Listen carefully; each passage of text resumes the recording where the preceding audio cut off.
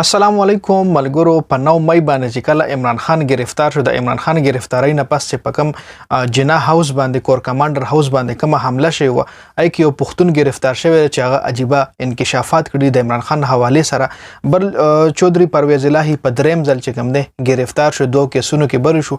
په دریم ځل گرفتار شو، ورسره چې کوم جهانگیر ترین چې کومه نوې سیاسي پارټي جوړی د هغې حواله سره هم څه نوي اپډیټس راغلي دي. نو ویډیو مکمل وګورئ او مخکې ملګرو سره ضرور شریک نه پهله خو راځو په 9 مې باندې چې کوم واقعي شوی و، عمران خان گرفتاری نه پس چې کوم کور کمانډر هاوس باندې کوم حمله شوی و، په هغې کې یو پښتون گرفتار شوی دی چې نوم یې رئیس احمد دی او د سوات د شانګلې نه تعلق لري.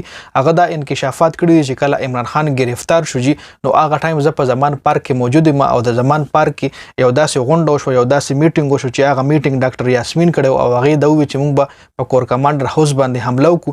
نو موږ ټول چې کوم د زمان پارک کې څومره هم هلکانو، نو موږ د ډاکټر یاسمین په رهنمایي کې لاړو کور کمانډر هاوس له. هلته ما خپل ځاني هم توړ پوړ کو، اور مې هم ولګولو په مختلف ځایونو کې. د پی ټي آی نور کارکنان هم ما سره وو او د فوج خلاف چې کوم دی د عمران خان ډېر تقریرونه ما اورېدل. نو زما چې کومه ذهن سازي شوې ده د فوج خلاف په دې وجه شوې ده چې زه د عمران خان تقریرونه به ما اورېدل.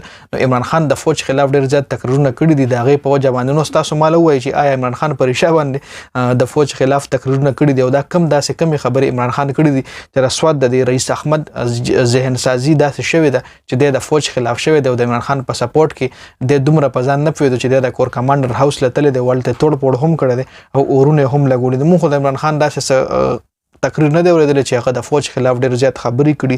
ورپسې به راشو اوس جي د جهانګیر ترین چې کومه نوې پارټي سیاسي جوړېږي د هغې حوالې سره اپډیټ دا دی چې مخکې جهانګیر ترین وایي چې زما د پارټۍ نوم به وي مسلم لیگ جناح پارټي به وي، د هغې حوالې سره اپډیټ دا راتلل.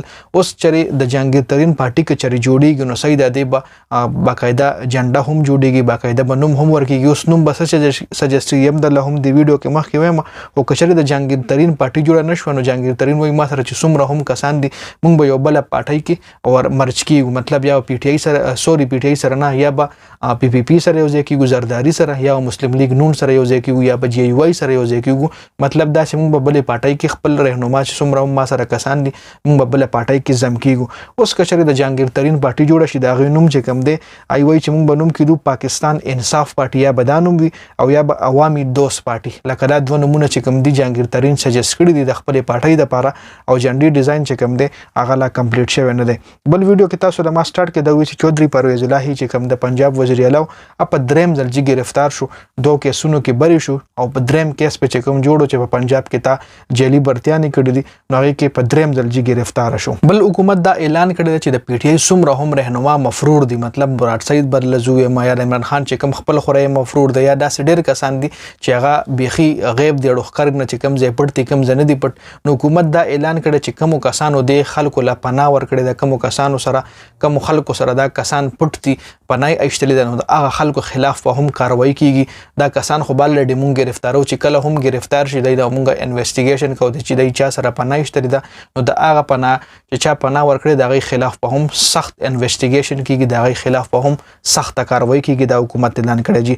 تر اوسه پورې دا اپډیټس و چې میجر کوم اپډیټ و مې تاسو سره شریک کړي، غټې غټې خبرې مې تاسو سره وکړې. په شارټ ټایم کې چې کوم نوي اپډیټس راغلي د عمران خان چې دا کوم پښتون گرفتار شوی دی د سوات شانګلې نه تعلق لري، رئیس احمد نوم دی، د چې کوم انکشافات کړي د پی ټي آی حوالې سره د عمران خان گرفتار عمران خان حوالې سره چې عمران خان داسې تقریرونه کړي دي.